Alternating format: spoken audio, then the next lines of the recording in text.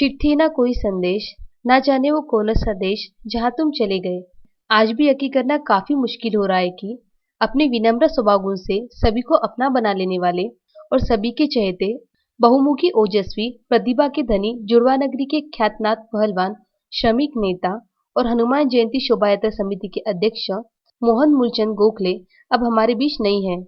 27 मई की सुबह आई उनके निधन की अनपेक्षित खबर ने जहां जुड़वा नगरी सहित पहलवानी, श्रमिक और राजनीतिक जगत से जुड़े लोगों के दिलों को पसीज कर रख दिया, वहीं आज उनकी तेरहवीं पर उन्हें चाहने वाले हजारों हजार लोगों द्वारा उन्हें अश्रुपूरित भावभीनी श्रद्धांजलि अर्पित की जा रही है। हम भी बड़े आत्मीय भाव से विदर्भ न्यूज की ओर से मोहन गोखले इन्हें अश्रुपूरित भावभीनी श्रद्धांजलि अर्पित करते हैं, क्योंकि एक नामी पहलवान, राजनीतिक पदाधिकारी होने के साथ साथ श्रमिक हितैषी नेता के रूप में उनकी गतिविधियों से हमारा काफी करीबी जुड़ाव रहा।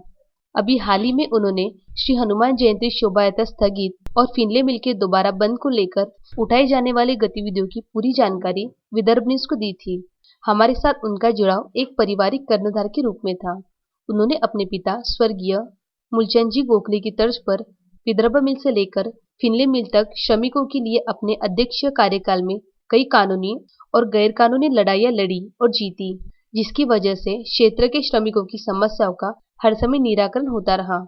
वे क्षेत्र के एक मान्यता प्राप्त श्रमिक संगठन राष्ट्रीय मिल मजदूर संघ के अध्यक्ष थे। हमने कभी सपने में भी नहीं सोचा था कि किसी अस्थायी बीमारी की वजह से हमें अति प्रिय मोहन गोखले इन्हें खो देना पड़ेगा।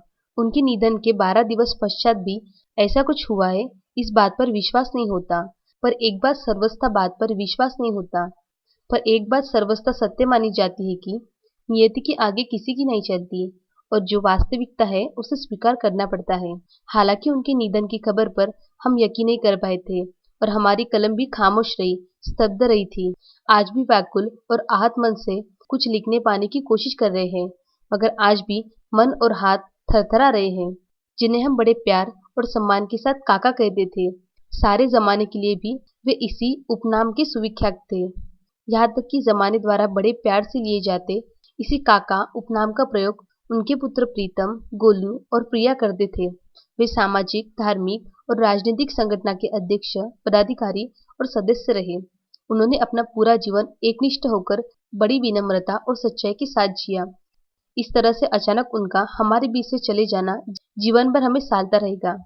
ईश्वर से बस यही प्रार्थना करते हैं कि ईश्वर उनकी आत्मा को शांति प्रदान करे और उनके चाहने वालों सहित परिजनों को यह दुख सहन करने की शक्ति दे।